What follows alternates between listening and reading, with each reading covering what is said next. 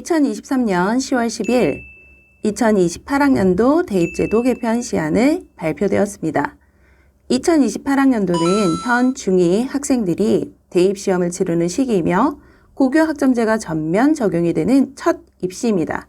고교 학점제에서는 세분화된 과목으로 수업이 진행되기 때문에 현 수능 과목 체제에서 학점제를 반영할 경우에 과목의 유불리가 더욱 심화될 것으로 예상이 되는 바 대학 입시에 큰 변화가 있을 것으로 대부분 추측했습니다.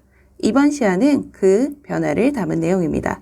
발표된 시안을 살펴보면서 어떤 변화가 있는지 그리고 그 변화에 따른 대책들을 이야기해 보려고 합니다. 개편 시안의 큰 틀은 대입의 주축인 수능과 내신의 변화입니다. 대입은 고교 생활의 평가인 내신과 전국 단위의 평가인 수능 시험으로 크게 평가 기준을 나눌 수 있으며 수시는 내신, 정시는 수능이라는 등식이 성립될 정도로 입시의 가장 큰 요소입니다.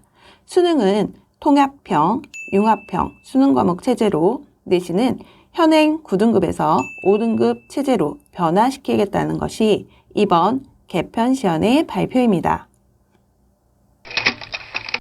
먼저 수능 시험 변화를 살펴보면 모든 영역을 선택 과목 없이 같은 과목으로 시험을 치르게 됩니다. 현 수능에서는 국어, 수학, 탐구 영역에서 공통 과목과 선택 과목을 구분하고 진로에 따라 과목을 선택해서 시험을 치렀습니다. 이에 따른 부작용이 바로 이과의 문과 침공이라는 단어로 표현이 되죠.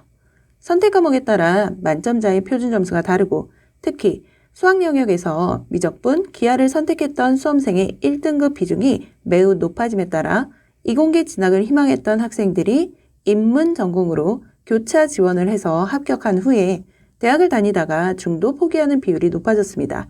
이런 부작용을 해결하기 위해서 이번 개편안에서는 모든 학생들이 통합형 과목 체계에 따라서 동일한 내용과 기준으로 평가를 하겠다는 것입니다. 이 개편안에서 추가 검토안으로는 심화 수학 영역의 신설입니다. 첨단 분야의 인재 양성을 위해서 미적분2와 기하 과목을 절대평가 형식으로 시험을 추가한다는 것이죠. 12월에 대입 개편 확정안이 발표될 때 이 부분도 주의 깊게 확인해야 합니다. 현 중2 학생들이 고등학생이 되어 공부할 2022 개정 교육과정은 고교 학점제에 따른 선택 과목의 세분화가 특징입니다. 고등학교 1학년은 진학하는 학교, 계열에 상관없이 과목별 공통 과목을 배우게 됩니다. 이후 2학년부터 일반 선택, 진로 선택, 융합 선택으로 선택 과목이 더욱 세분화되며 진학하는 고등학교의 개설 과목 내에서 자유로운 과목 선택이 가능해지고 또한 학교에서 개설이 안 되는 소인수 과목은 가까운 학교들과 연합해서 최대한 개설하게끔 설계되었습니다. 따라서 같은 고등학교를 졸업했다고 하더라도 고등학교 1학년 과정을 제외하고는 이수한 과목이 크게 다를 수 있습니다. 수능도 이런 고등학교의 변화에 따라 공통 과목과 일반 선택 과목으로 평가 과목이 개편되었습니다. 탐구 영역에서 이전까지는 사회와 과학 중 자신의 진로에 따라 선택해서 공부했던 것과 달리 수능 시험은 공통사회, 공통 과목을 모두 공부해서 치른다는 것이 가장 큰 변화라고 짚어볼 수 있습니다. 탐구 영역의 학습 부담이 높아졌다는 우려, 고1 과정을 3년간 공부해서 학습 부담이 낮아졌다는 찬성의 소리도 물론 있습니다. 변화는 항상 기대와 불안을 같이 가져오게 됩니다. 고교 학점제에 따라 고1은 상대평가, 고2, 3은 절대평가라는 교육부의 기존 방침과 다르게 이번 개편안에서는 전학년, 전과목 5등급제로 동일한 평가 체제를 적용합니다.